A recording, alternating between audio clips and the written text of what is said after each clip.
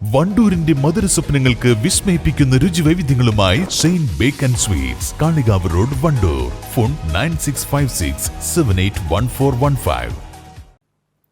ചൂരൽമല മുണ്ടക്കൈ ദുരന്തബാധിതർക്കായി സർക്കാർ നൽകുന്ന ടൗൺഷിപ്പിലെ ഒരു വീട്ടിൽ വിള്ളലുണ്ടായെന്ന വാർത്തയെ തുടർന്ന് സ്ഥലത്തെത്തി മന്ത്രി കെ രാജൻ. കഴിഞ്ഞ ദിവസമാണ് വാർത്തകൾ പുറത്തുവന്നത്. പിന്നാലെ മന്ത്രി എത്തി പരിശോധന നടത്തുകയും മാർക്ക് ചെയ്ത ഭാഗത്ത് ഉരച്ചുനോക്കുകയും വിലയിരുത്തുകയും ചെയ്തു. വാർത്തകൾക്ക് പിന്നാലെ വിശദീകരണവുമായി ഊരാളുങ്കൽ സാങ്കേതിക വിദഗ്ധരും രംഗത്തെത്തിയിരുന്നു. വിള്ളലിൽ ആശങ്ക വേണ്ടെന്നും ഊരാളുങ്കൽ സിഇഒ അരുൺ ബാബു പറഞ്ഞു. താമസം തുടങ്ങിയ ശേഷം പ്രശ്നങ്ങൾ വന്നാൽ ഊരാളുങ്കൽ സമാധാനം പറയേണ്ടി വരുമെന്നും അത് സർക്കാരിന്റെ ഗ്യാരണ്ടിയാണെന്നും കെ രാജൻ പറഞ്ഞു. വീടുകളെ കുറിച്ചല്ല പറയുന്നത്. ഇപ്പൊ ചോദ്യം വന്നിരിക്കുന്നതും വാർത്തയാവാനും കാരണം 375 വീടുകളുണ്ട്. അല്ല, ആ 178 വീടുകൾ നമ്മൾ സാങ്കേതികപരമായി കൈമാറി എന്നതാണ്. അത് പെയിന്റ് അടക്കം അടിച്ചു കൊടുത്തു. അവിടെയാണ് ഈ ക്രാക്ക് വന്നതെന്നുള്ളത് മാത്രമാണ്. ബാക്കിയുള്ള വീടുകൾ റോബിനെ ഞാൻ വീണ്ടും ആവർത്തിക്കുന്നു.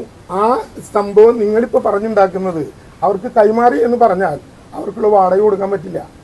കൈമാറി എന്ന് പറഞ്ഞാൽ അവർക്ക് ദിനവത്ത കൊടുക്കാൻ പറ്റില്ല. കൊടുക്കരുതെന്നാണോ നിങ്ങളുടെ ആഗ്രഹം? കൈമാറ്റം എന്ന് പറഞ്ഞായിരുന്നില്ല. അതല്ല പട്ടയ കൈമാറ്റം. പട്ടയം അവരുടെ വീടിന്റെ ഉടമസ്ഥതയാണ് കൈമാറിയിട്ടുള്ളത്. പക്ഷെ താക്കോൽ ദാനം എന്നുള്ളത് പറഞ്ഞു. അതെ, ആ താക്കോൽ ദാനത്തിന്റെ കിട്ടിയിട്ടില്ല. അല്ല, അതാണ് ഞാൻ ഉറപ്പിച്ചു പറയുന്നു. ഈ സാധനത്തിന്റെ സാങ്കേതിക കൈമാറ്റം നടന്നെങ്കിലും അവർക്ക് വീട്ടിൽ താമസിക്കാവുന്ന വിധത്തിലേക്ക് ഇത് കൈമാറുമ്പോൾ ഇത്തരം വിശേഷങ്ങളൊന്നും ഉണ്ടാകില്ലെന്ന് മാത്രമല്ല, അവിടെ അതുമായി ബന്ധപ്പെട്ട് തുടർന്നൊരു പ്രശ്നം ഉണ്ടായാലോ ULCC അതിന് ഉത്തരവാദിത്തമാണ്. മിനിസ്റ്റർ, ഒരു കാര്യം കൂടി ഉണ്ട്. ഇപ്പൊ വാർത്തയായി വന്നിട്ടില്ല. ഇപ്പൊ ഞങ്ങൾ അവിടെ ദുരന്തബാധിതർ ഞങ്ങളെ കാണിച്ചു തന്നാണ്. അവരുടെ 87ാമത്തെ നമ്പർ വീട്ടിൽ അവിടെ സ്ക്രൂ ചെയ്തിരിക്കുകയാണ് അടിയിൽ മേൽക്കൂര മുഴുവൻ. അങ്ങനെ 2 ബെഡ്റൂമുകളിലാണ്. ഇതിനേക്കാൾ കുറെ കൂടി ഗൗരവമാണ്. കണ്ടിട്ട് അത് ലീക്ക് തന്നെയാണെന്നാണ് അവരോട് പറഞ്ഞിരിക്കുകയും ചെയ്യുന്നത്. റോബിൻ, അതും റിപ്പോർട്ട് ചെയ്തോളൂ. എനിക്ക് വിരോധം ഉണ്ടായിട്ടല്ല.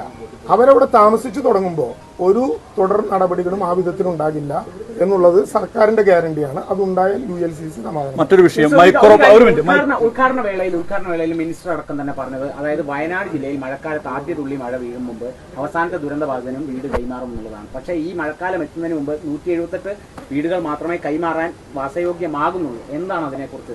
കാരണം സർക്കാർ അത് കൃത്യമായി പരിശോധിച്ചതിന് ശേഷം അഭിപ്രായം പറയും. ഇപ്പൊ ഞാൻ 178 വീടുകളുടെ കാര്യമാണ് പറഞ്ഞത്.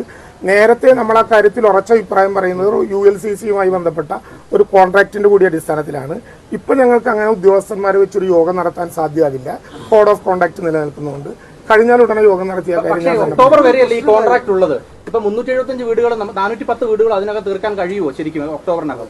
അല്ല, ഞാനിപ്പോ ഇങ്ങനെ ചോദ്യത്തിന് എന്താ മറുപടി പറയേണ്ടത്?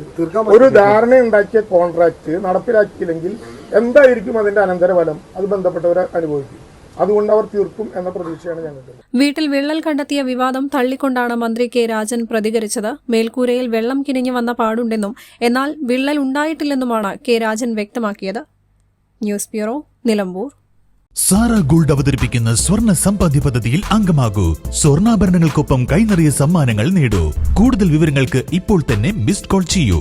7012945198.